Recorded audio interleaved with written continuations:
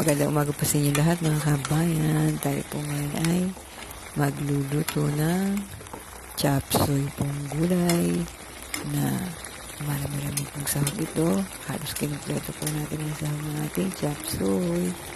Meron po tayo ito po. May po ng pugo.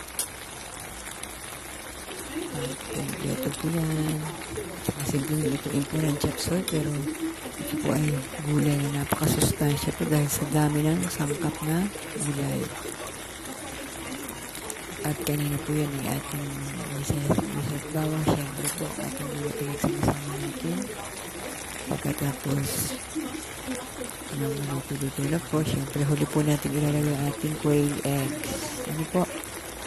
Yan, siyempre ilalagay natin yun ng evaporated na para mas masarap po. Yung iba pong ginagamit ay flour pampalapot po ng sauce niya or sabaw na konti. Pwede rin po yan. As long as komportable po tayo sa ating pagluluto kung anong kakasarap po kayo po yan. Ayan po. Tingnan natin ang ating evaporated milk na siya pong magpapasarap lalo ng lasa nito.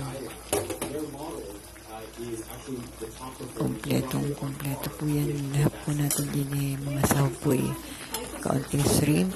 Siyempre po chicken meat.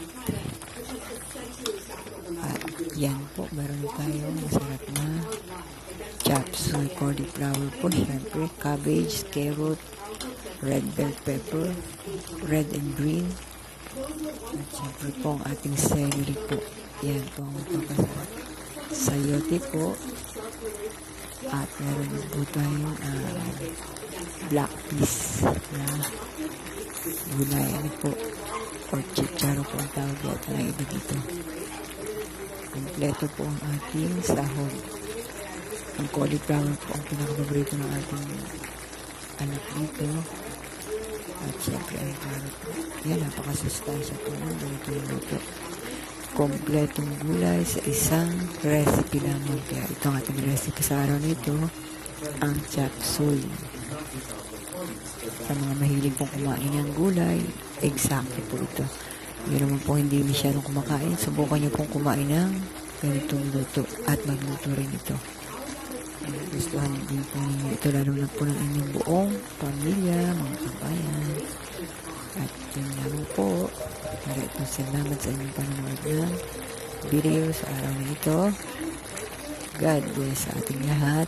Ingat po tayo palagi. At ngayon po ay medyo maulan na ng konti. At ngayon po ay ready na ang ating nilulutong chop suey. Ngayon po ay marirealize niya na ganun pala dapat. Kasi yun pala ang kultura ng mga Pilipino. Yun pala ang mga Pilipino. Na dapat, pamilya muna. Diba? Oo. Sabihin mo din sa kanya kuya na magbago na din siya sa gano'n. Pero sana naisip din niya na hindi na pamilya niya ang binubuhay mo. Actually, explain ko ako sa kanya. Sa kanya mga, hindi ako po sabi ko, kapag hindi ako nagtrabaho, sabi ko, ay magugutom. Kasi mga amigo sa totoo lang, kumikita sa YouTube, pero hindi ko nakita.